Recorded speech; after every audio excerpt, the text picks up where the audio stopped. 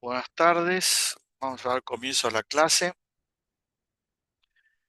en la cual vamos a desarrollar algunas ideas complementarias sobre el modelo de Schrödinger del átomo hidrógeno. La clase pasada vimos cómo surgían tres números cuánticos, el número cuántico n, el número cuántico L y el número cuántico ML. Pero todavía no establecimos formalmente por qué reciben ese nombre y obviamente con qué observable están vinculados.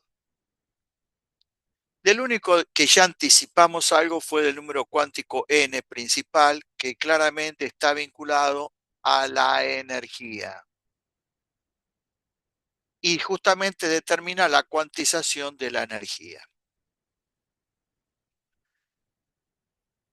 La clase pasada vimos que las funciones I de tita phi, que son el producto de las funciones f de tita y g de phi, están vinculadas con los números cuánticos L y ML y son las autofunciones del operador L cuadrado Bonete. A su vez también vimos que beta, que es una de las constantes de separación de variables, tomaba valores bien determinados que expresábamos en términos de otro número cuántico que era el L en la forma de L por L más 1. De tal manera que si uno coloca esa información en esto, que no es otra cosa que la ecuación de autovalores de L cuadrado Bonete, no solamente tengo las autofunciones, sino que este escalar, que es real y positivo, definen los autovalores del módulo del momento cinético al cuadrado. De tal manera que el número cuántico orbital define el módulo del momento cinético a través de esta relación. Si la ecuación anterior la multiplicamos a derecha e izquierda por las funciones R de R, que son las que salían de resolver la ecuación diferencial que contenía la información de la energía potencial y de los autovalores de H, que son los valores posibles de la energía, y que vimos que dependía de los números cuánticos N y L, me queda esto que está acá. Como L cuadrado Bonete es un operador lineal y las funciones solamente dependen de R y el L cuadrado tiene que ver con tita y phi, puede ingresar sin ningún problema y esto se escribe así. Este producto define las funciones phi que dependen de los tres números cuánticos y que, como hemos visto, son autofunciones del operador H. Y lo que está escrito es entonces una ecuación de autovalores de L cuadrado, en donde ahora estas funciones, que son el producto de las R de R por las I de tita phi, y que definen las funciones phi de R tita phi, también son autofunciones de L cuadrado. Pero como repito, también son autofunciones de H, en función de uno de los teoremas que está desarrollado en la guía número 6, aunque su demostración es solamente de una parte de ese teorema, si yo tengo dos operadores lineales y hermíticos que comparten un conjunto completo de autofunciones ortonormales, entonces los operadores asociados a dichos observables conmutan. Es decir, sin hacer la cuenta, garantizo por ese teorema que HL cuadrado, el conmutador da cero.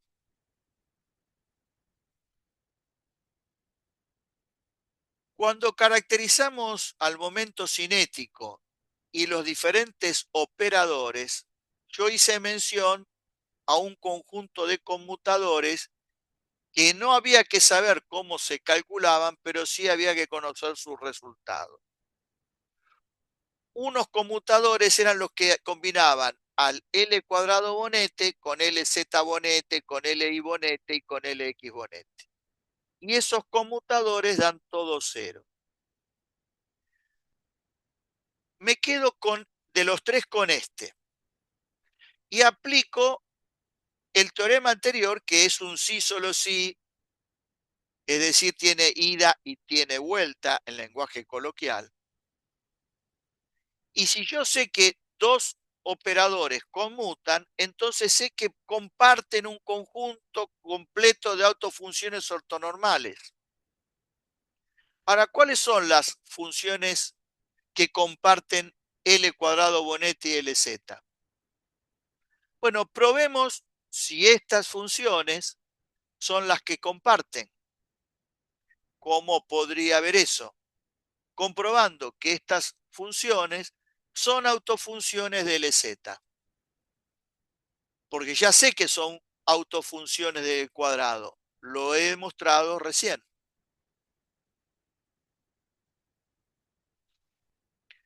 Aplico LZ y me da esto que está acá, desarrollando a esta función como el producto de las tres que analizamos la clase pasada. El LZ, no hay que saberlo de memoria en coordenadas esféricas, yo lo escribo acá, es menos IH barra derivada respecto de phi. Por lo tanto, esta función que no depende de phi y esta función que no dependen de tita, debido al carácter lineal de LZ, salen afuera y queda esto así. Si voy a una tabla y busco la forma de las G de phi, que tienen que ver con el número cuántico ML, y aplico el operador LZ, que repito es menos IH barra derivada respecto de phi, la cuenta me da esto, teniendo en cuenta que la forma de las funciones es esta, lo que muestra que estas funciones son autofunciones de LZ, porque me dan un escalar positivo por la misma función. Siendo este escalar positivo real, obviamente, y coincidente con los valores que toma la componente Z del momento cinético. Ahora, estas autofunciones también son autofunciones de H, como ya lo hemos dicho. Por lo tanto, HLZ también comparten autofunciones. Y por lo tanto, no solamente el conmutador L cuadrado LZ es 0, sino también el conmutador HLZ es 0. Y LZ igual a MLH barra define la importancia de este número cuántico. Tres números cuánticos, N, L y M, sub L, vinculados a tres observables: la energía, el módulo del momento cinético y la componente en Z del vector momento cinético.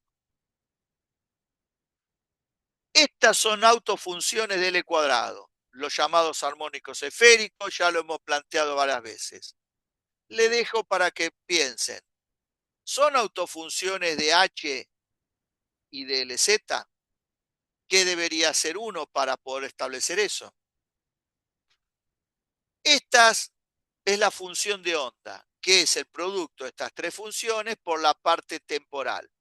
Esto en la solución de estado estacionario. ¿Es autofunción esto de alguno de estos operadores? Bueno, le dejo para que comprueben que sí, y que es autofunción de los tres operadores con los que estamos trabajando en este momento: H bonete, L cuadrado bonete y LZ bonete. ¿Esto es muy difícil de demostrar? No, es trivial y tiene que poder demostrarse sin hacer específicamente ninguna cuenta y solamente haciendo hincapié en la estructura de esos operadores. Y entonces Si la función de onda es autofunción de estos tres operadores, por otro de los teoremas que ya varias veces hemos mencionado en la clase pasada, puedo garantizar de que estos tres observables que están vinculados a estos tres operadores lineales y hermíticos son nítidos. Por lo tanto, la incertidumbre en el conocimiento de los mismos es nula.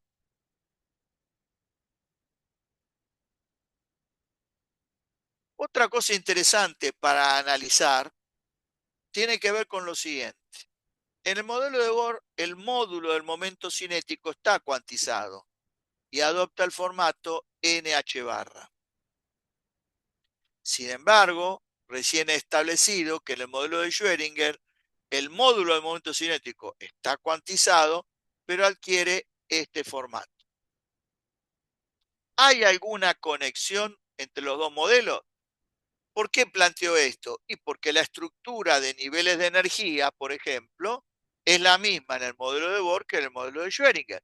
Aunque los caminos, como vimos la clase pasada, que nos llevan a esas expresiones son diferentes, el resultado final es el mismo. Bueno, consideremos el número cuántico n y el L muy grandes. El L, acuérdense que va entre 0 y n menos 1. Entonces, hablar de un L muy grande implicaría hablar de un L igual a n menos 1, si n es grande. ¿Qué pasa? Si n es muy grande y por L también lo considero muy grande, L lo tomo como igual a n y L más 1 también lo tomo como igual a n, y esta expresión es prácticamente igual a NH barra. Dicho de otra manera, con alguna amplitud de criterio, obviamente, los resultados que da la teoría de Schrödinger contiene a los resultados que da la teoría de Bohr en el caso de que esté trabajando con los números cuánticos n y l muy grandes. Y eso es la aplicación del principio de correspondencia en otra situación diferente a como cuando lo presentamos, que fue para establecer que los resultados de la teoría de Bohr se reducían a la de Maxwell para el caso que el número cuántico n será muy grande. Ahí dijimos qué significaría que n sea muy grande. Bueno, lo mismo que establecimos para que n sea muy grande en ese momento es lo que hay que establecer ahora para que n sea muy grande en el contexto de esta nueva presentación. Con todo esto, desde el punto de vista que nosotros vamos a ver el tema, está terminado lo que podemos hablar sobre la solución de la ecuación de Schrödinger aplicada en el átomo de hidrógeno. Lo que vamos a ver ahora son comentarios que amplían un poco ese conocimiento. Los números cuánticos n, l y m, l, me permiten tener la forma de la función phi que ya demostramos que es autofunción de L cuadrado, de LZ y de H. Y esta es la expresión que da los niveles de energía que depende exclusivamente de N. Supongamos que considero el primer estado excitado, que es N igual a 2 en el hidrógeno, que es menos 3,4 electronvolt. Si N vale 2, el L puede valer 0 o 1, porque va desde 0 hasta N menos 1. Si L vale 0, tengo un solo valor de ML, que es 0. Si L vale 1, tengo 3 valores de ML, porque ML en módulo se mantiene menor o igual que L, cosas que analizamos la clase pasada. Por lo tanto, el ML puede valer menos 1, 0 o 1. De tal manera que yo puedo armar 4 sets diferentes con los 3 números cuánticos que son los que están indicados acá. Con esta información y una tabla adecuada, ya lo dije y lo voy a repetir, como nosotros no profundizamos en la resolución de las ecuaciones diferenciales que analizamos la clase pasada, la forma de las funciones solución me la tienen que dar, o en el caso, cuando estoy trabajando con el libro, las tengo que obtener de tablas del libro. En situación de examen no hace falta ni con libro ni con tabla, porque la forma de las funciones se va a brindar como dato. Pero si uno va ahora a una tabla, como hay en el libro, y busca la forma de esta función phi, va a encontrar que para cada set de números cuánticos tiene una forma de función diferente. Pero ¿qué ocurre? El autovalor de h, estas son las autofunciones de h, es menos 3,4 y es el mismo para las cuatro funciones porque el n es el que define la energía y es el mismo. Por lo tanto, cuando un mismo autovalor comparte más de una autofunción, el problema se dice que es degenerado. Este es un problema degenerado. Si nosotros hiciéramos lo mismo para 3, queda para ustedes ver cuántos sets de números cuánticos diferentes puedo armar en el orden de poner n, l y ml, como hice recién, y ver, por ende, las autofunciones asociadas, van a poder ver que el grado de generación es 9. De tal manera que en forma simbólica el grado de generación es n al cuadrado. Cuando n vale 2 tengo 4, cuando n vale 3 tengo 9, cuando n vale 4 tengo 16.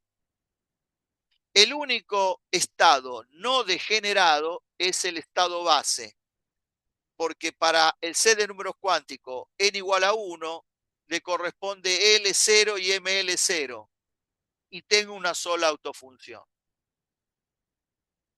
Por eso el estado base es no degenerado.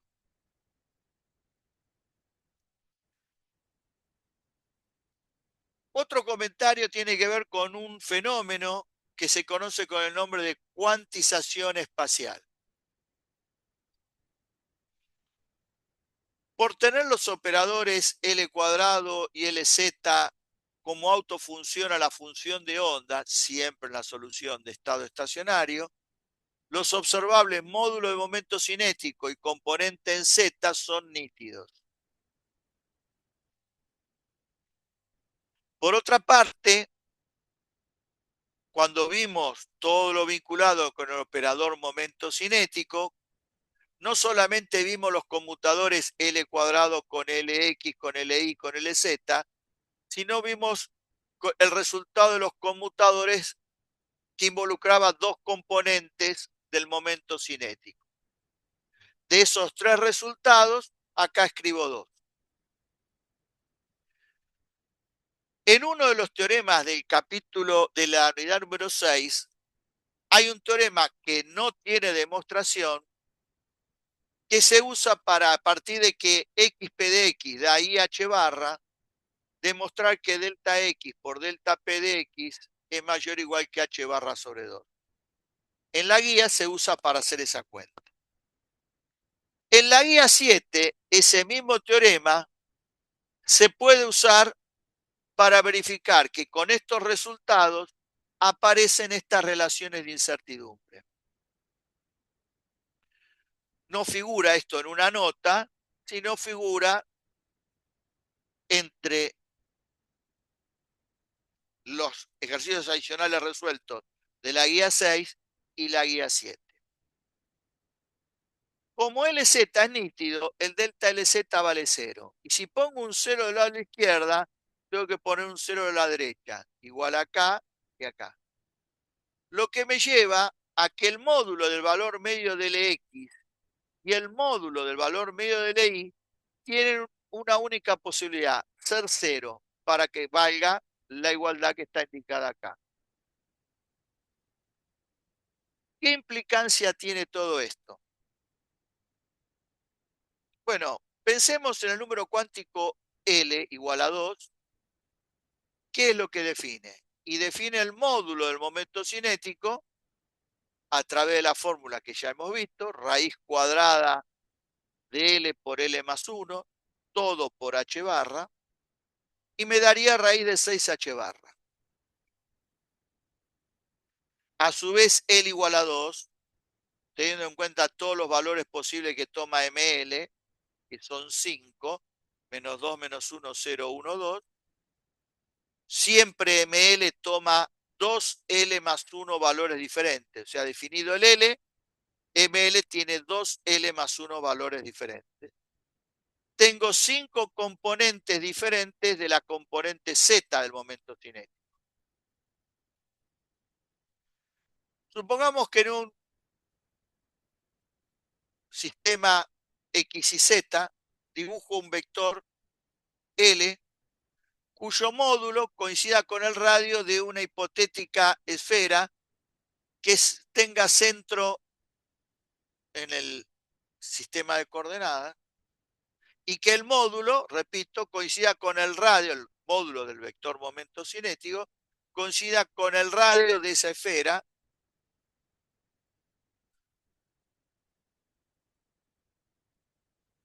y a su vez ese vector lo dibujo formando un ángulo θ con el eje Z. ¿De dónde sale el ángulo θ? Y del hecho de que LZ es igual a L por coseno de θ, como tengo un solo módulo, pero 5 componentes en Z de L, tengo 5 ángulos diferentes acá definidos a través de su coseno. Entonces, dibujo al vector L formando un ángulo θ con el eje Z. Supongamos que lo dibujo de tal manera cuya proyección queda en el plano XY en el primer cuadrante. El módulo cumple con la cuantización impuesta y el ángulo con la cuantización impuesta a la componente en Z. Hasta acá todo bárbaro. Pero si yo proyecto en el primer cuadrante, tengo las componentes LX y LY que tienen un valor determinado, pero no son cero. Sin embargo, yo dije que el valor medio del X y el valor medio del Y tienen que ser cero. ¿Cómo consigo esas dos cosas? Con el vector L fijo en el espacio, no lo voy a conseguir. La única manera de conseguir esto es pensando que el vector L precesiona alrededor del eje Z. ¿Qué quiere decir esto? Que el vector L es la generatriz de un cono invertido cuyo vértice está en el centro del sistema de coordenadas y la punta del vector define la circunferencia que es base de ese cono. Entonces, si el vector L está precesionando, en algún momento las proyecciones en el plano XY caen en el primer cuadrante, en algún momento caen en el cuarto, en algún momento caen en el segundo, en algún momento caen en el tercero, y por ende combino componentes LX iguales y de signo contrario, componentes de LY iguales y de signo contrario, y entonces entiendo por qué el valor medio de LX y LY es cero. Es decir, el vector momento cinético no forma cualquier ángulo con el eje Z y tiene que precesionar alrededor de él para satisfacer todas las condiciones que surgieron de las reglas de cuantización que vimos y del principio de incertidumbre. Todo esto tiene que ver con el fenómeno conocido con el nombre de cuantización espacial. Ahora, todo parece indicar que hay algo con la componente en Z particular, porque está cuantizada, pero además es nítida. ¿Esa componente en Z tiene algún privilegio? Y la respuesta es claramente no. Lo que pasa es que uno se pregunta, pero ¿por qué cuando hubo que analizar si compartían autofunciones L cuadrado, se lo hizo con LZ y no se analizó el hecho de que pudiera compartir autofunciones con LX o con LY. Porque las autofunciones que tengo en mi poder para hacer el análisis son claras, y si yo hubiera hecho esa prueba con LX y LY, no hubiera llegado a establecer que estos son autofunciones del X y LY. Y sí son autofunciones del Z. Por eso me quedé con el conmutador L cuadrado LZ. Pero el hecho de que pase esto no es porque LZ tenga un privilegio. Es simplemente por la convención universalmente elegida por todos de cómo relacionar las coordenadas X y Z con R, θ y φ. La clase pasada yo repasé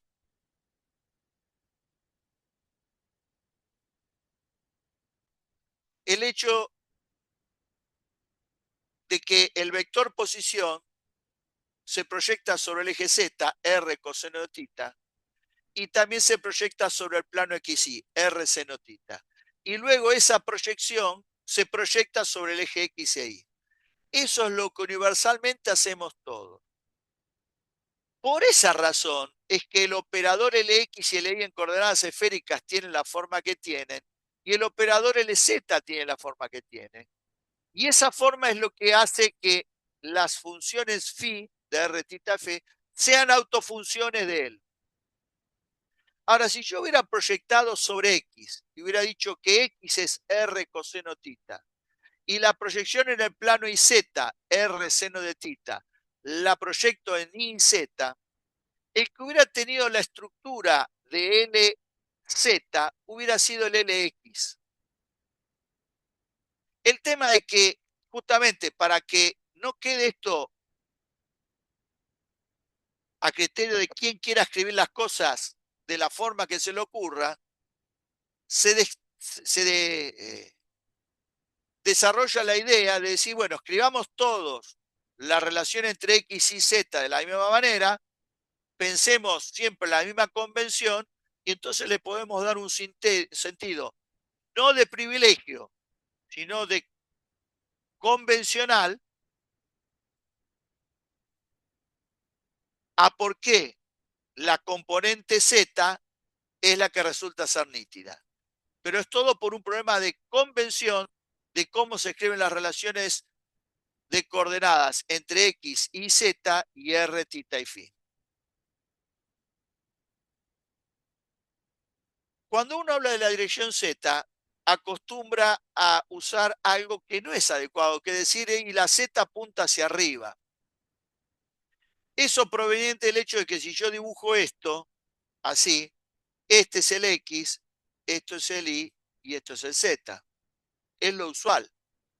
Pero tranquilamente podría dibujar lo mismo y llamar a esto X, a esto Y y a esto Z. Por eso esa idea de que el Z apunta hacia arriba no es una forma adecuada de expresar la idea que está detrás de esto. ¿Y cuál es la idea? De que cualquier dirección es la Z. En el espacio, cualquier dirección es la Z. Y entonces esto parece un poco extraño en cuanto a que con Z pasan cosas que no pasan con las otras componentes. Z no tiene en principio ningún privilegio y además se me complica porque lo que pasa alrededor de Z tiene que ver con el hecho de que Z puede ser cualquier dirección en el espacio. Entonces, parecería que eso le quita el peso que parecería tener el otro razonamiento. Bueno, todo esto se va a ir resolviendo a medida que sigamos avanzando.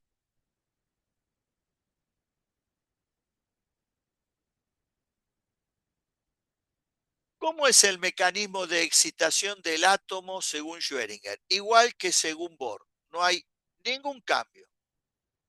Por eso el detalle de cómo se excita el átomo con el modelo de Bohr lo analizamos profundamente.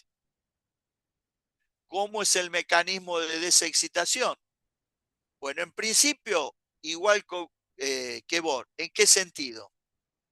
En que para que el átomo se desexcite, espontáneamente, el proceso también es espontáneo, pase de un estado de mayor energía a uno menor. Hasta acá, todo igual que con Bohr.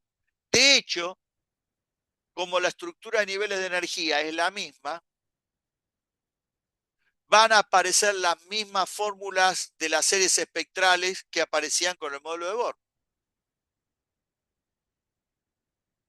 Sin embargo, hay una diferencia. Y esa diferencia tiene que ver con lo siguiente. En el modelo de Bohr,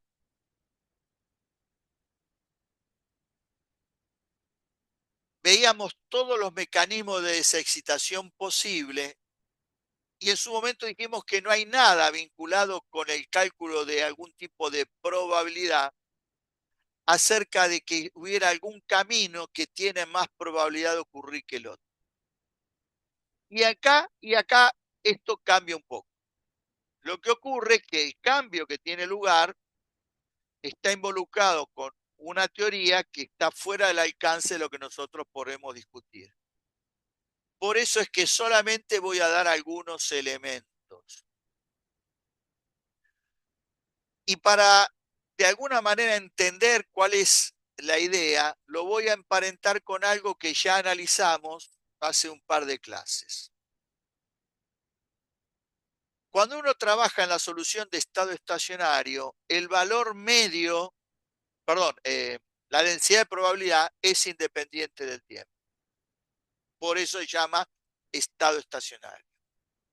Sin embargo, yo le mostré a través de un ejemplo hecho en el pozo de potencial infinito que una solución que sea una superposición de estados está caracterizado porque la densidad de probabilidad depende del tiempo, cosa que está planteado en la clase de teoría para hacer la cuenta.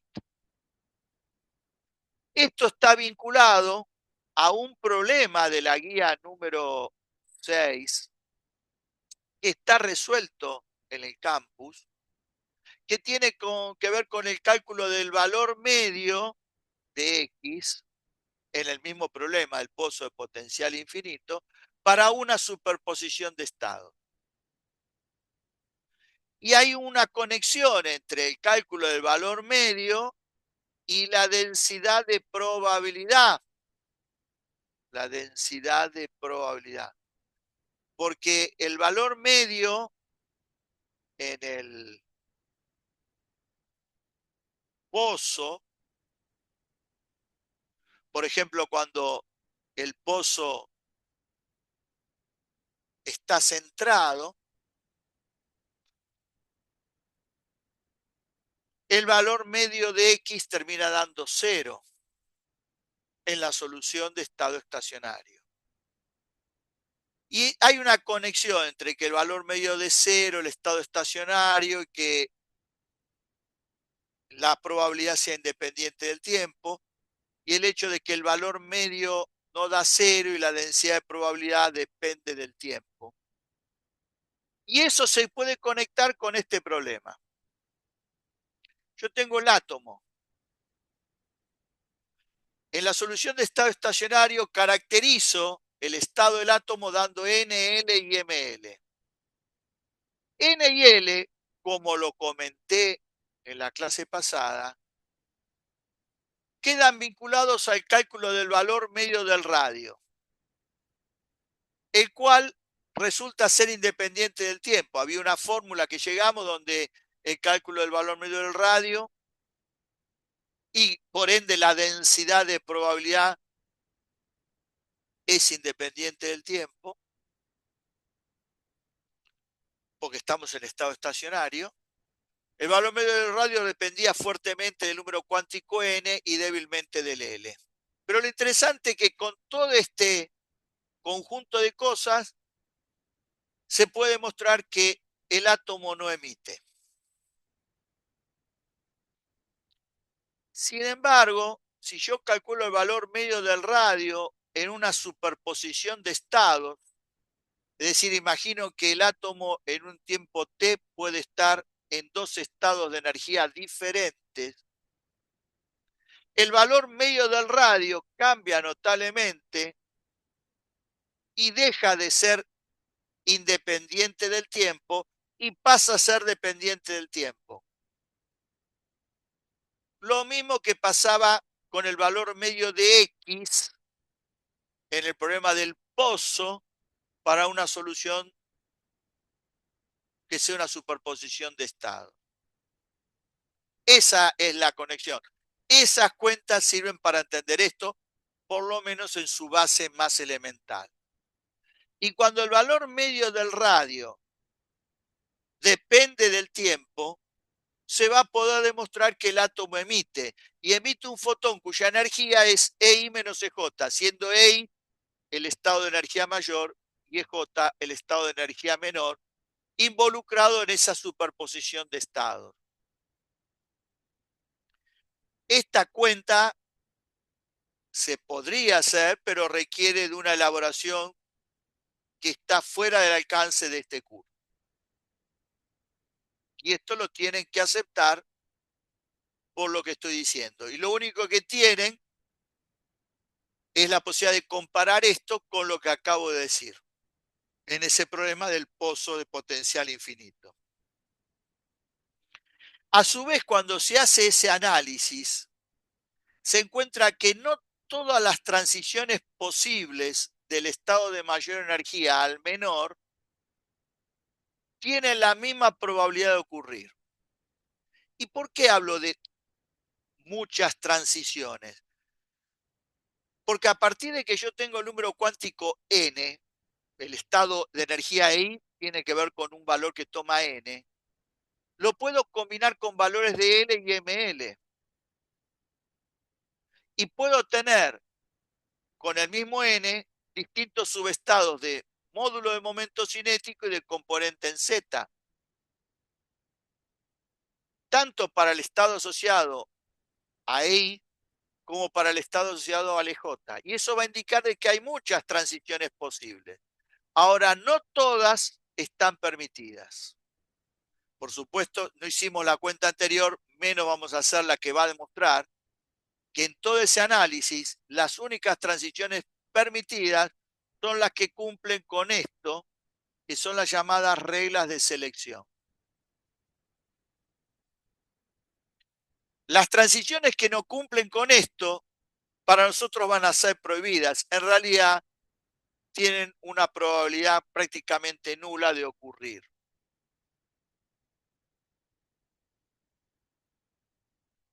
Si uno hiciera esta cuenta, todo lo que hablé recién, hiciera todas las cuentas avalando este razonamiento,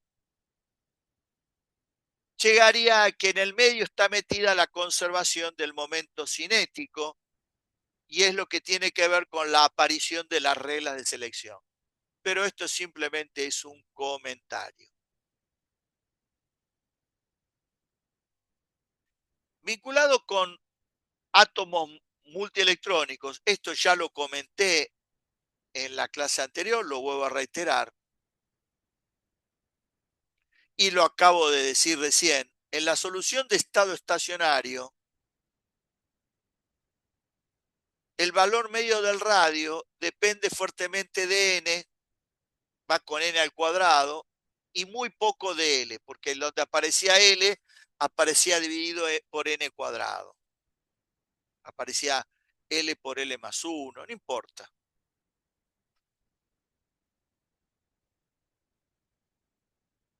Eso hace de que si yo tengo más de un electrón, esto es para átomos multielectrónicos, y el valor medio del radio lo determina n, puedo tener más de un electrón con el mismo n, aunque tengan diferente L. Y esto define que para átomos multielectrónicos que los electrones estén en capas. Luego, más adelante, para nosotros va a ser la clase que viene, demostraremos que a su vez en cada capa hay un número máximo de electrones. Idea que estaba presente en el modelo de Bohr, aunque lo que es diferente es la manera de por qué ocurre. Las capas son K, L, M, N, O, P, Q y están vinculadas para átomos monoelectrónicos con N igual a 1, 2, 3, 4. A su vez, para cada valor de N, tengo un número determinado de valores de L que definen los subestados de módulo de momento cinético o subcapas donde encontrar los electrones, las cuales se pueden identificar con letras muy específicas para cuando L vale 0, 1, 2 y 3, y luego siguiendo el alfabeto. Las letras son S, P, D, F, que corresponden a una vieja notación de la espectroscopía gaseosa del siglo XIX. Las tres últimas tienen que ver con palabras en inglés, pero que tienen una equivalencia en el español. La única que no tiene una equivalencia directa es Sharp, la primera letra es S, que se asocia a S igual a 0. Otro comentario vinculado con el procedimiento de emisión de fotones tiene que ver con el hecho de que si yo considerara que cuando el átomo emite adquiere energía cinética, lo podría tener en cuenta, igual que hicimos con Bohr, y que si yo considerara que el electrón y núcleo se mueven alrededor del centro de masa, podría encontrar la expresión de la estructura a nivel de energía con la corrección que denominamos por masa nuclear finita. Yo para este análisis no las voy a tener en cuenta ninguna de las dos correcciones, voy a considerar el hidrógeno y esta estructura típica a niveles de energía. Y lo que voy a tratar de hacer es un diagrama a niveles de energía. En el modelo de Bohr era fácil, dibujábamos un eje n igual a 1, 2, 3, 4, 5. Sabíamos que a medida que íbamos subiendo el nivel de energía, la diferencia entre dos contiguos iba achicando. Y dibujábamos las líneas que correspondían a las transiciones posibles y no había ninguna restricción. Mientras yo salga de un n inicial mayor y vaya a un n final menor, no había problema. Sin embargo, ahora yo para un n determinado lo tengo que combinar con los L y ML. Y eso se va a hacer en dos etapas. En una primera etapa se combina a n con L y luego se analiza lo que pasa con ML. Para n igual a 1, tengo una sola línea porque tengo un solo valor de L. Para n igual a 2, tengo dos líneas porque tengo dos valores de L, 0 y 1. Para n igual a 3, tres valores de L. Y para n igual a 4, cuatro valores que son 0, 1, 2 y 3. Ahora, ¿por qué estas cuatro líneas están a la misma altura? Estas tres a la misma altura y estas dos a la misma altura. Porque la energía la determina solamente el número cuántico n. Entonces, para esta energía importa n igual a 2. Para esta energía, n igual a 3. Y para esta energía, n igual a 4.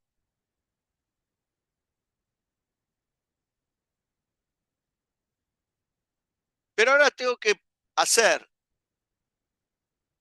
el análisis de las transiciones posibles viendo que se cumpla esta regla. Si yo estoy en 2, ¿estoy en estado excitado? Sí.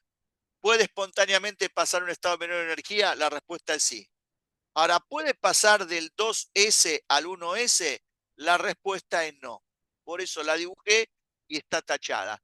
Es la única no permitida que he dibujado y la he tachado. No se dibujan las no permitidas, salvo que me pidan específicamente que haga el dibujo de una no permitida. ¿Por qué no es permitida? Porque salgo de L igual a 0 y llego a L igual a 0. No cumple con este requisito. El hecho de que si está en 2S no puede evolucionar a 1S, marca que el estado 2S funciona en ese caso como un estado de menor energía y es un estado metaestable. Ahora, si está en el estado 2P, no hay ningún problema para que vaya al 1S. Esta línea lo representa. Y así puedo dibujar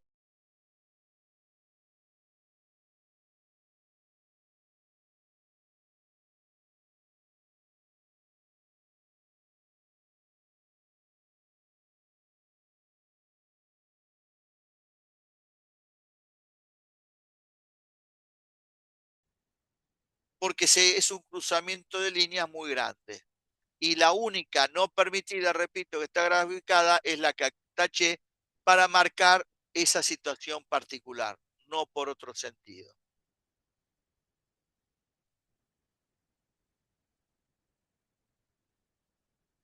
Si yo quiero agregar la información del número cuántico ML, es obvio que si yo la incorporo en este gráfico, el entrecruzamiento de línea va a ser tan grande y tan complicado que no voy a entender nada.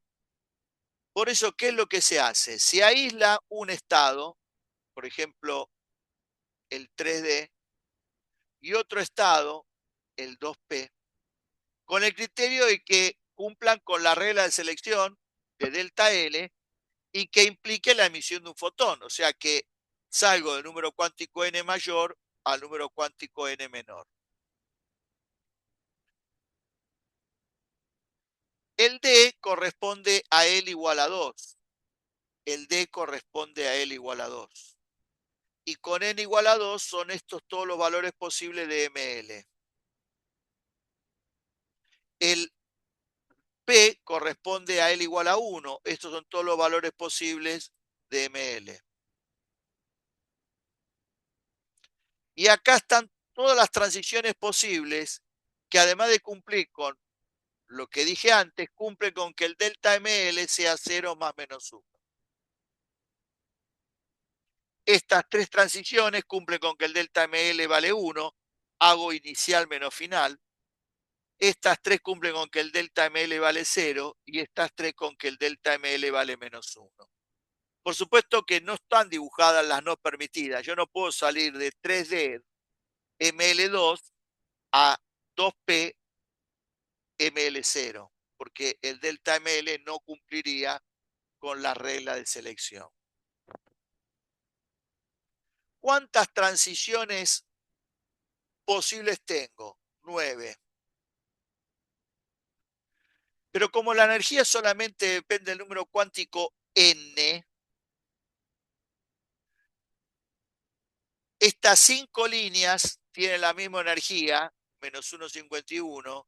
Estas 3 líneas tienen la misma energía, menos 3,4. Estos 9 fotones diferentes, en cuanto al dibujo parecen ser diferentes, tienen la misma energía, porque tienen el mismo n inicial y el mismo n final. Son 9 transiciones posibles, pero con una única energía para los 9 fotones. Si este esquema yo lo hubiera volcado aquí, me hubiera quedado algo absolutamente inentendible y mezclado con las otras líneas, peor todavía.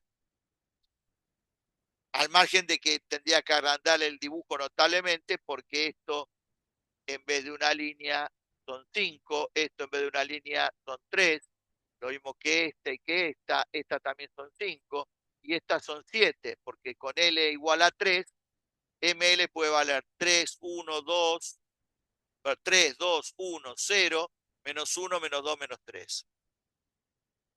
Por eso es que se hace el diagrama en 2 etapas. Todo esto es necesario para pasar al tema final e importante de la clase de hoy, que es explicar un efecto que cité como uno de los elementos responsables por los cuales el modelo de Bohr hay que dejarlo, que es el llamado efecto Zeeman. Entonces, hoy estamos en condiciones de poder explicarlo. Podemos explicar por qué Bohr no explica el efecto Zeeman y sí lo va a terminar explicando el modelo de Schrödinger. Esta explicación, si uno la analiza con la teoría cuántica que formalmente describe todo esto, está fuera del alcance del curso. Por lo tanto, lo único que podemos hacer, que es lo mismo que hace cualquier libro introductorio a estos temas, es hacer una adaptación que es la siguiente. Primero voy a repasar algunas ideas del electromagnetismo que vieron en física 3. Y segundo, para hacer una cuenta, voy a pensar en el modelo de Bohr. Pero no es que el modelo de Bohr no funciona así, sí. Pero voy a pensar en el modelo de Bohr para hacer una cuenta. ¿Qué ventaja tiene? Que pensar en el modelo de Bohr va a permitir hacer muy fácilmente la cuenta. ¿Y por qué sigo este esquema? Porque es fácil de hacer la cuenta y porque el resultado que se obtiene es el mismo que se obtendría con toda la teoría de Schrödinger. Como eso no lo podemos hacer, lo obtenemos con este truco, si se quiere, que es hacerlo con Bohr y luego decir, esto también es válido en el nuevo formalismo. Otra cosa, no estamos en condiciones de poder realizar.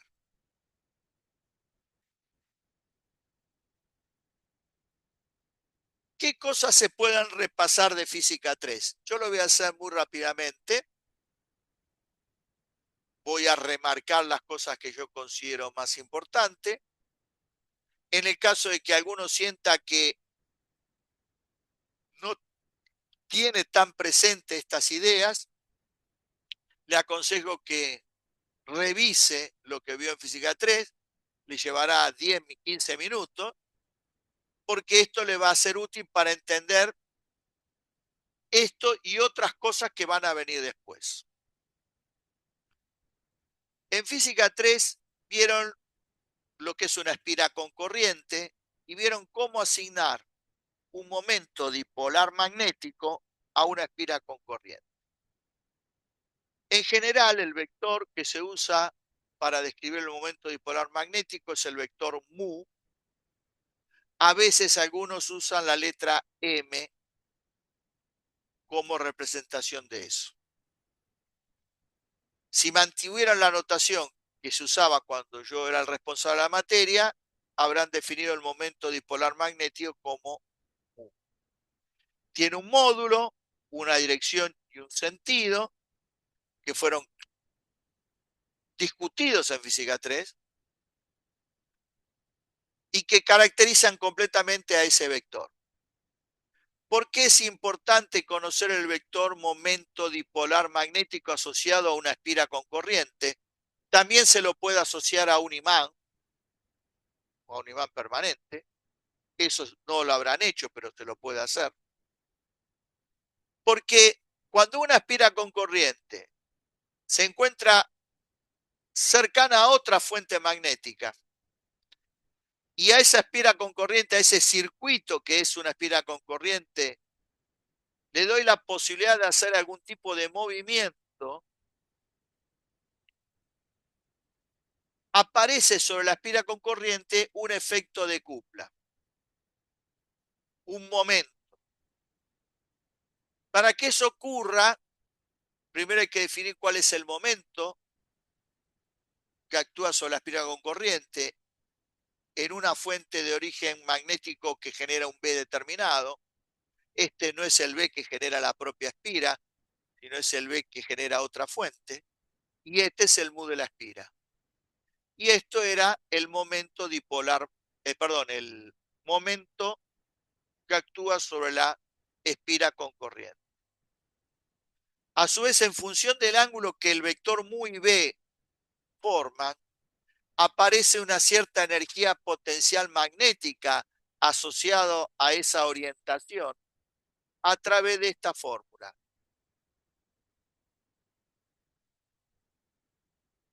Estas fórmulas también la vieron en física 3. También habrán visto que si el B es uniforme, la resultante de la fuerza que actúa sobre la espira con corriente es nula.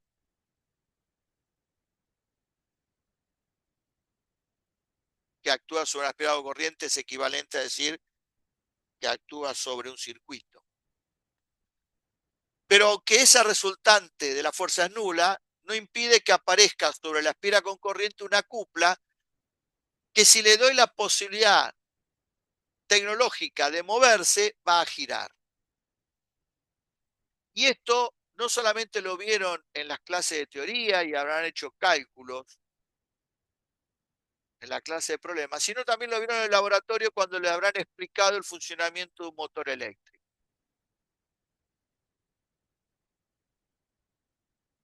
A su vez habrán analizado que si mu y b forma un ángulo de 0 grados, se tiene un mínimo de esa energía potencial magnética, que es esto, y la posición se llama de equilibrio estable. Si mu y b son antiparalelos, es decir, forman un ángulo de 180 grados, se tiene una posición de equilibrio inestable y tiene un valor máximo de U, de la energía potencial magnética, que es esto. Como en toda energía potencial, tengo que usar una referencia y normalmente la referencia donde la energía potencial se toma igual a 0, se toma cuando los vectores mu y b forman un ángulo de 90 grados. Todo esto es un repaso de física 3. Lo voy a reiterar. No es el objetivo de la materia repetir lo que estudiaron en física 3. Esto simplemente es para hacer notar qué cosas, si no las tienen tan presentes, deben repasar de lo visto en física 3.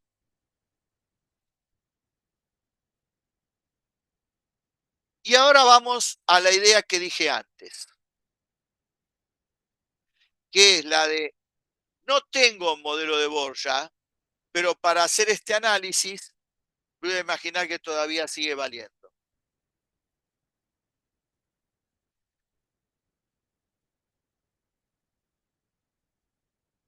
¿Cuál es lo interesante de esto y que conecta con lo que vimos recién? Que un átomo puede ser tratado como una espira con corriente. Pero para que un átomo sea tratado como una espira con corriente, es fácil de ver eso si uno piensa en el modelo de Bohr, pero no tanto si piensa en el modelo de Schrödinger. ¿Por qué? En el modelo de Bohr el electrón hace una órbita circular. Por eso el electrón moviéndose en una órbita circular es como una carga moviéndose en una espira circular, y eso es una espira con corriente. Cierro los ojos, pienso en el modelo de Bohr y me imagino la espira con corriente.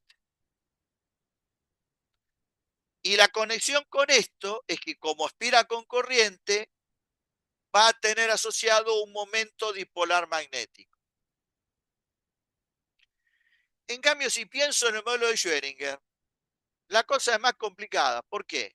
No hay trayectoria, no hace una circunferencia. El electrón se mueve en regiones del espacio llamadas orbitales, con una energía E asociada a diferentes estados de momento cinético en módulo y de componente en Z, dependiendo del estado en que me encuentre. Y en ningún caso profundizamos el tema de en esas regiones cómo se mueve. Sabemos cómo caracterizar el movimiento, pero de ahí a llegar a ver el movimiento es más complicado. E imaginarse la espira con corriente es más complicado. Y hacer las cuentas que voy a hacer ahora es mucho más complicado. Sé dónde tengo una probabilidad no nula de localizarlo, sé en qué estado se puede encontrar en esa capa y esa subcapa, pero analizar de la lógica de cómo se está moviendo es mucho más complicado que si pienso en el modelo de Bohr. ¿Cuál es la cuenta que quiero hacer? La de asignarle un momento dipolar magnético. Si pienso en el modelo de Bohr, la asignación es sencilla. Tengo una sola vuelta, por lo tanto, el n vale 1. Tengo un electrón, por lo tanto, la corriente eléctrica es la carga del electrón sobre el periodo, el tiempo que le lleva a dar una vuelta. Y la sección transversal de la espira es un círculo, es pi por radio al cuadrado. Acá tengo el módulo de mu. Este es el vector momento cinético, si tomo como centro de momento al núcleo. Este es el módulo. Esta es una manera de cómo escribir la velocidad. Junto estas dos cosas, y esto es el módulo de L. Y acá puedo identificar en el módulo de L algo igual que lo que aparece en el módulo de mu. De tal manera que el módulo de mu y el módulo de L están relacionados por esta expresión. Bueno, esta cuenta, que son 3 pasos matemáticos, hecha con el formalismo de la teoría cuántica, es sumamente complicada. Pero el momento científico es un vector y el momento dipolar magnético también, sí. ¿Y cómo están relacionadas como vectores? A través de esta relación. Si yo tomo como centro de momento al núcleo y el electrón está girando en este sentido, el vector L es perpendicular al plano de la circunferencia y el sentido indicado. ¿Y cómo es el vector mu? Tal cual lo que vieron en física 3, es perpendicular al plano de la circunferencia, porque es perpendicular al plano de la espira, y el sentido se saca con la regla de la mano derecha, que se la recuerdo. Se toman con los 4 dedos menos el pulgar a la espira con corriente en el sentido de cómo circula la corriente eléctrica en la espira. El pulgar extendido me da el sentido del mu. Bárbaro. Y ahora vengo acá. Uy, me lo dibujaron para abajo. Correcto. Pero el electrón se mueve hacia, en este sentido. Sí, pero la regla se utiliza con el sentido de la corriente eléctrica. Y el sentido de la corriente eléctrica lo fijan los portadores de carga positivos. Y acá lo que se está moviendo es un electrón. Y un electrón se mueve en sentido antihorario, visto de arriba. Una carga positiva se mueve en sentido horario. Entonces, la regla la tengo que aplicar con este sentido y por eso el mu apunta hacia abajo. Es decir, los vectores mu y L son de igual dirección y sentido contrario. Ojo, que el hecho del sentido me lleva a este menos. Y este menos contiene el hecho de que el electrón es negativo. Es decir, cuando aplico esta fórmula ya está el menos debido al signo del electrón y acá va sin signo. Pues si ustedes ahora cuando reemplazan la cara del electrón ponen que es menos 1,6, le va a quedar que mu y L son del mismo sentido, cosa que es falsa. Justamente la aplicación de la regla que dije antes tuvo en cuenta que el hecho de que el electrón es negativo. La carga del electrón, para ser más preciso. Bueno, este resultado, hecho con la teoría cuántica, es el mismo, pero a un costo enorme, a tal punto que no lo podemos discutir en el marco de esta materia. Y que obviamente no está discutido en el libro tampoco. Hay varios mu, por eso les aconsejo que los empiecen a subindicar. Como hay varios m, por eso ya la vez que se pasaba lo dije. Subindíquenlo. Este es la masa de electrón, m sub e.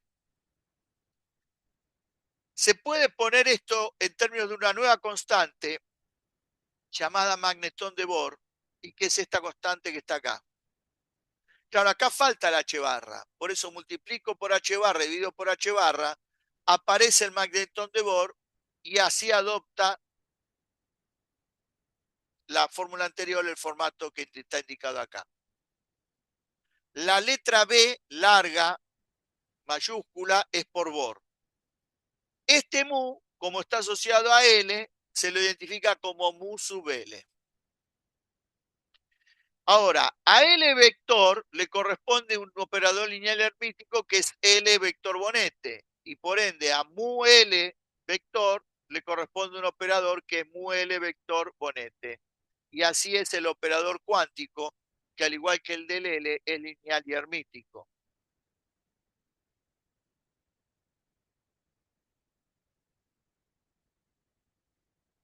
Perfecto.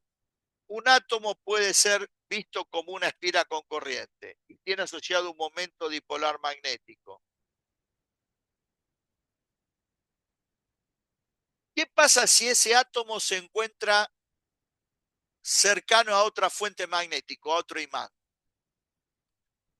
Y obviamente, lo mismo que una espira con corriente veía afectada su movimiento si estaba en presencia de un imán, a tal punto que si las cosas eran adecuadamente realizadas, la espira con corriente podía girar, y en la idea del motor eléctrico, el campo de inducción magnética presente, en donde está el átomo, puede afectar al átomo, sí. Bueno, ¿cómo? Si fuera una espira con corriente real, una espira, agarro un alambre, le doy forma de circunferencia o de otra la forma que quiero, lo monto adecuadamente como para hacerlo girar, si aparece la cupla, podría pasar que quede que el vector inducción magnética generado por una fuente, el momento dipolar magnético de la espira, queden alineados formando un ángulo de 0 grados, sí, porque de hecho esa es la posición de equilibrio estable. Y podrían quedar alineados a 180 grados si es la posición de equilibrio estable. Y a través de esto se explica el funcionamiento de un motor eléctrico. Ahora, si paso a un átomo como espira con corriente, aparece el tema del L y la vinculación con el L. Y entonces la pregunta que me hago es, si ahora fuera un átomo como espira con corriente, ¿podrían quedar estos tres vectores alineados? Y de vuelta, ¿qué tengo a la mano? El modelo de Bohr. Si pienso en el modelo de Bohr, no hay problema en pensar en esto. ¿Por qué? El modelo de Bohr es un modelo plano. Entonces, cuando uno habla de la componente en Z del momento cinético, es como hablar del módulo. Si esta es la componente en Z, el módulo y la componente en Z tienen el mismo valor, que es NH barra. No hay ninguna objeción para que esto ocurra. Sin embargo, ese plano donde se mueve la espira sería el plano que estoy dibujando acá, en la cual estos tres vectores son perpendiculares, ¿no? Sería como el plano XY. Y no hay ningún problema. O sea, ¿es posible en el dominio de la física clásica? La respuesta es sí. Sin embargo, tengo el principio de incertidumbre. Y el principio de incertidumbre ya establecimos que se lleva de patadas con la idea de Bohr. Son incompatibles. Por lo tanto, si aplico el principio de incertidumbre, esto que tiene que ver con el modelo de Bohr en forma directa no puede funcionar. Y claro, ¿por qué no funciona? Y porque el módulo para Schrödinger tiene un valor y la hipotética componente en Z, ¿por qué digo hipotética? Porque Z puede ser cualquier dirección en el espacio, tiene otro valor diferente, no son iguales, como en Bohr. El modelo es tridimensional, tengo cuantizaciones diferentes. Tengo que el vector L tiene que precesionar alrededor del eje Z, y nada de eso ocurre acá. Sí ocurriría si acá tengo el mismo plano XY que antes, pero ahora el vector L lo pienso formando un ángulo θ con B. Ah, que es como decir que el B tiene la dirección de Z. Sí, exactamente. Arbitrariamente puedo elegir que la dirección Z en el espacio coincida con la dirección en sentido del vector de tensión magnética. Cualquiera es la Z, pero cuando aplico un B, el B como me dice, mira, de todas las direcciones, toma que la Z es la que fijo yo. ¿Por qué? Porque si yo hago eso, entonces puedo volver a todo el fenómeno de cuantización espacial sin ningún problema. El vector L forma un ángulo θ con el eje Z, que es con el vector B, cumple con precesionar alrededor de ese eje, cumple con el módulo, la componente en Z, y que el valor medio del X y el Y, si este fuera el plano X e Y, fueran 0. Y el vector mu, como es antiparalelo al L, cumple con lo mismo acá arriba. Esto funciona perfectamente con el principio de incertidumbre. Esto no. Pero si forma un ángulo, cuando el vector mu y b formaban un ángulo, tengo una cierta energía potencial magnética, correcto. ¿Y cuánto vale esa energía potencial magnética? Bueno, por definición, esto sería el valor. Reemplazo lo que vale mu L. Tengo en cuenta que L por coseno de tita es lo que llamamos LZ. Como LZ es ML por H barra, lleva a que la energía potencial magnética asociado a ese átomo que está en un campo de inducción magnética B tiene este valor. Y esa forma de energía potencial magnética que existe cuando el átomo se encuentra en presencia de otro imán, porque técnicamente si es una espira con corriente es como si funcionara como un pequeño imán, el propio átomo. Esta forma de energía se tiene que agregar a la que venimos estudiando que ya tiene el átomo cuando no hay B. Cuando no hay B, esto es cero, la energía solamente queda determinada por el número cuántico n y toma este formato que venimos estudiando.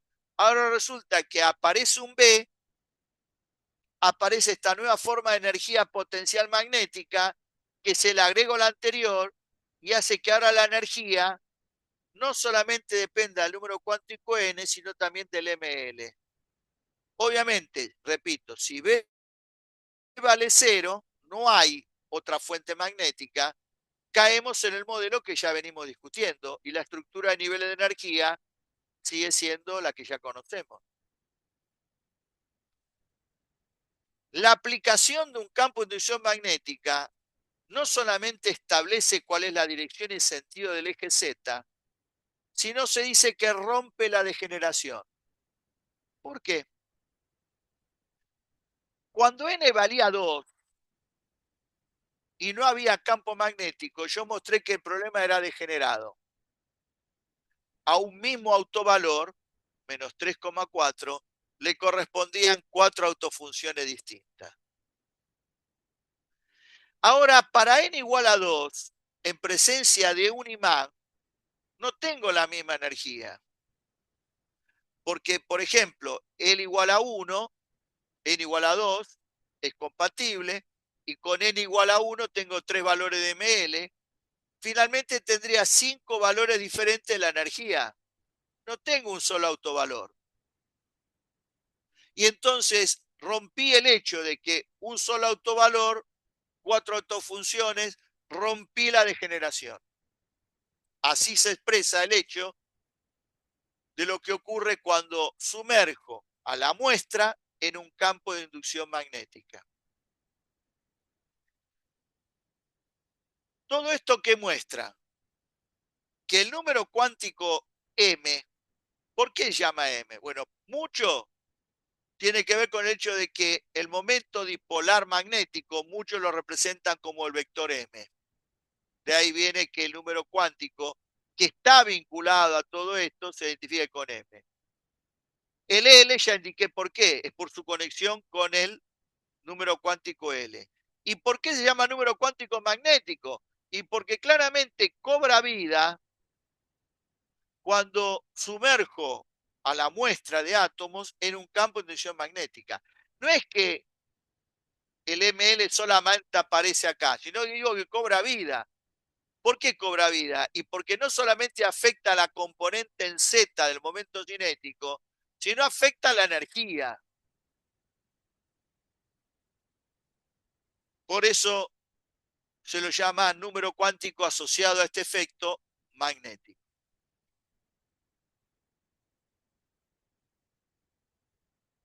Bueno, hasta acá alguna pregunta antes de pasar al tema final, que es el efecto Sima.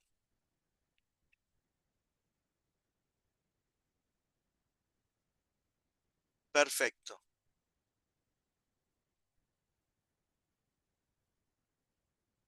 Efecto Sima.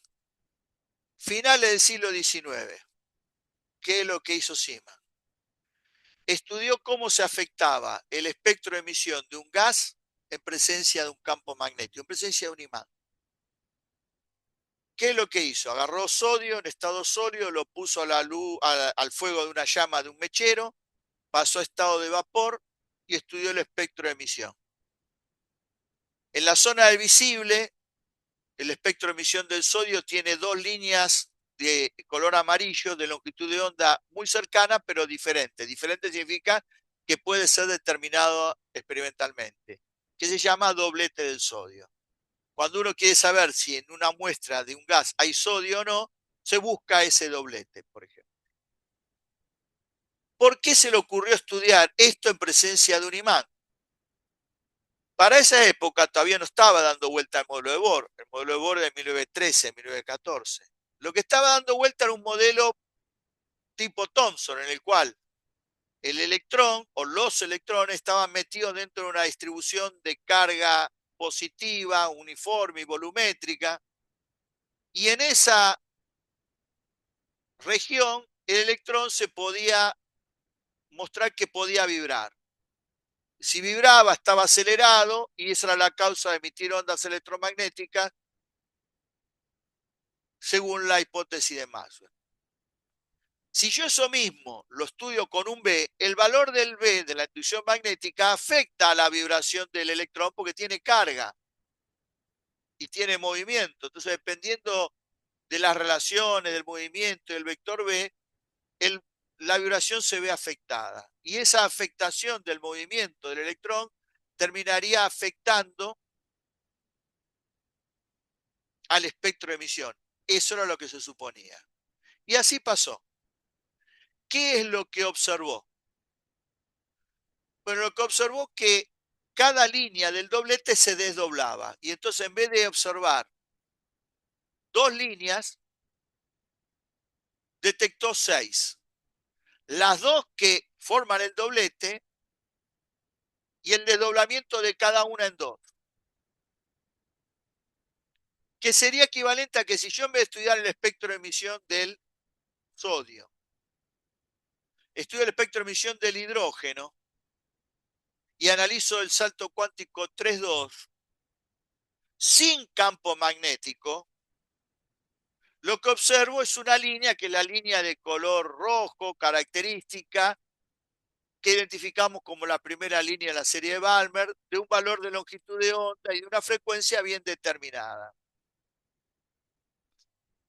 Ahora, si esto mismo lo estudiara con un B, o sea, con un imán cercano, adecuadamente cercano a donde está el gas,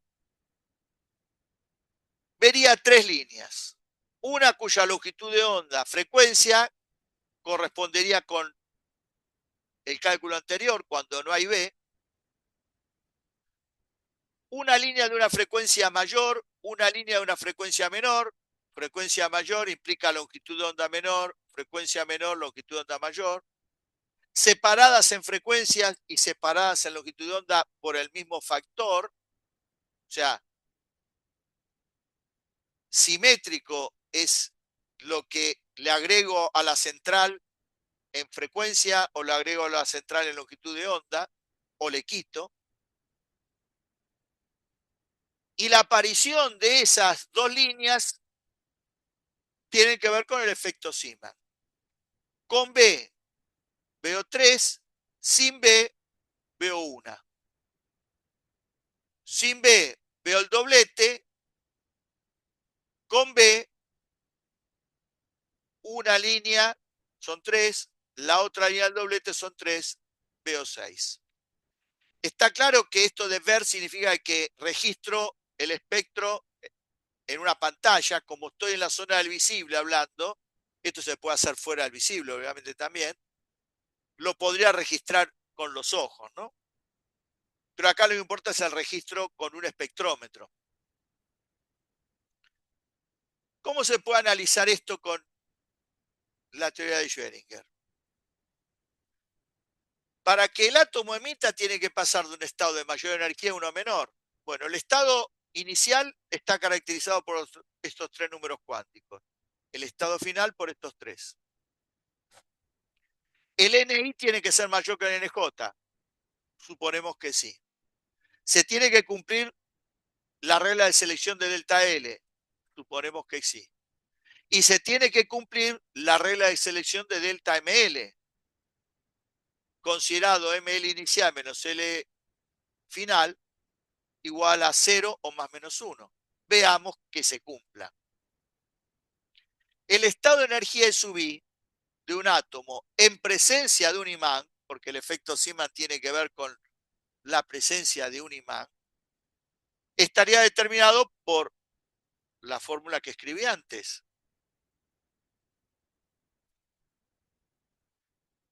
que equivale a esto que está acá. El supuesto estado final a donde va a parar el átomo, que está representado por el estado E sub J, estaría representado por esto. Esto porque lo estoy pensando para el hidrógeno o un átomo hidrogenoide, para los cuales cuento con la fórmula que da los niveles de energía, sin B, que es la fórmula que venimos analizando. Por supuesto que acá, si uno quisiera, podría agregar las dos correcciones que vimos con el modelo de Bohr. Absolutamente. Podría, si tuviera ganas, considerar la energía cinética de retroceso del átomo, o si tuviera ganas, podría analizar la estructura de niveles de energía en el átomo, cómo se ve afectada si considero que el electrón y núcleo se mueven alrededor del centro de masa. Pero para no complicar las cosas, no las voy a tener en cuenta. Calculo, por lo tanto, la energía del fotón emitido, que es esta. Escribo las expresiones anteriores, las junto de esta manera, paso el H dividiendo y me queda esto que claramente tiene el mismo aspecto de lo que escribimos cuando explicamos las series espectrales del hidrógeno o la de un átomo hidrogenoide. Y aparece esto, que se suele llamar factor Zeeman, en donde claramente no me importa tanto el ML, sino el delta ML, que para cumplir con la regla de selección toma 3 valores. Por lo tanto, me quedan 3 frecuencias. La llamada central, que sería cuando delta ML vale 0, y que sería la misma que se observaría si no hubiera campo magnético. La que surge de una frecuencia mayor, si el delta ML valiera 1, y las que surge de una frecuencia menor, si el delta de frecuencia, perdón, si el delta ML fuera menos 1. Lo que agrego a la frecuencia central, lo que le quito a la frecuencia central es lo mismo, y esto es el factor Zeeman. Esto se puede escribir en términos de lambda también si uno quiere. Mayor frecuencia, menor longitud de onda, menor frecuencia, mayor longitud de onda. Pero igual explico 3 líneas, ya sea en términos de longitud de onda o de la frecuencia.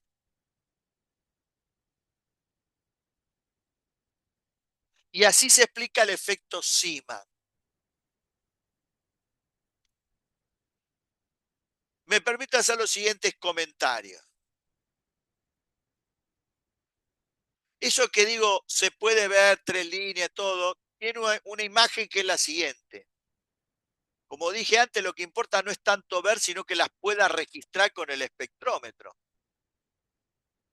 Y en longitudes de onda, que es lo que mide un espectrómetro, la diferencia entre el lambda central y el lambda derecha y el lambda izquierda, o el lambda mayor y el lambda menor, está determinado por el valor de la inducción magnética, pero no es un valor muy grande.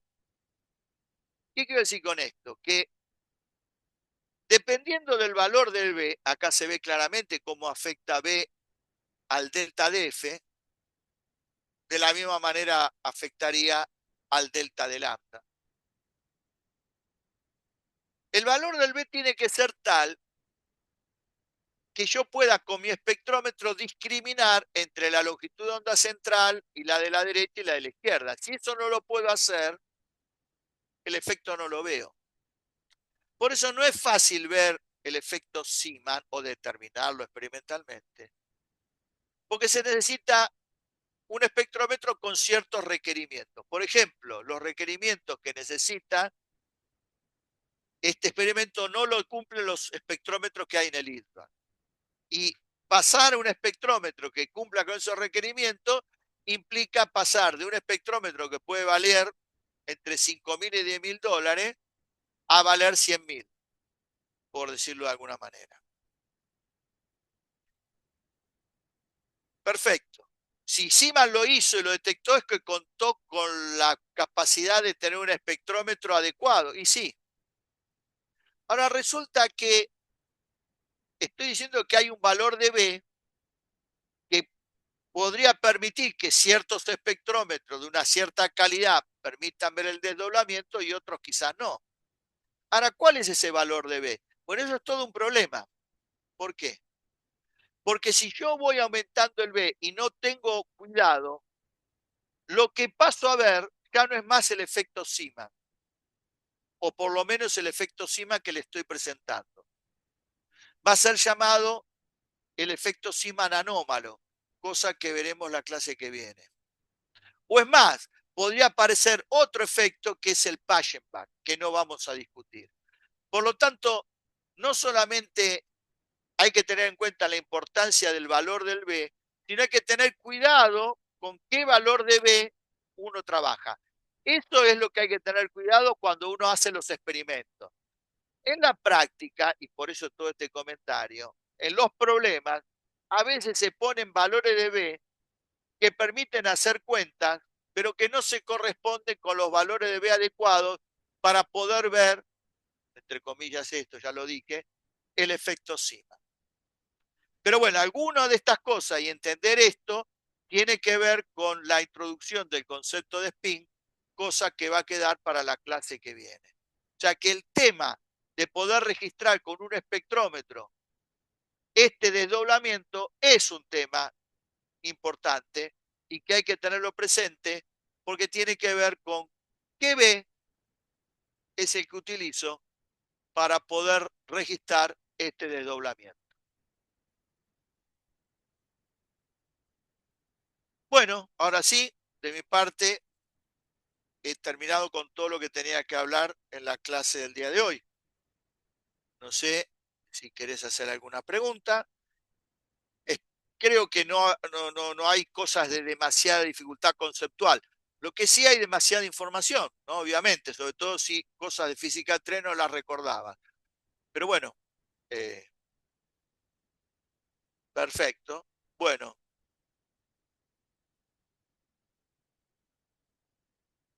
acá me aparecen dos mensajes nuevos. ¿Vos me querés mandar otro mensaje más o es que eh, me hace mención a las dos cosas que me enviaste vos quizás?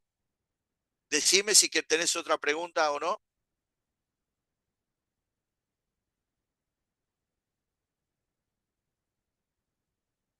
Perfecto. Bueno, te agradezco que participes como siempre de la clase. Eh, no es grato tener que dar una clase sabiendo que no hay nadie que en ese momento te está escuchando, así que vos participes eh, me hace bien. Bueno, gracias y nos vemos entonces, si Dios quiere, el próximo miércoles. Perdón, el próximo martes, bien digo. No, no es nada. Gracias a vos por participar. Nos vemos el próximo martes. Hasta luego.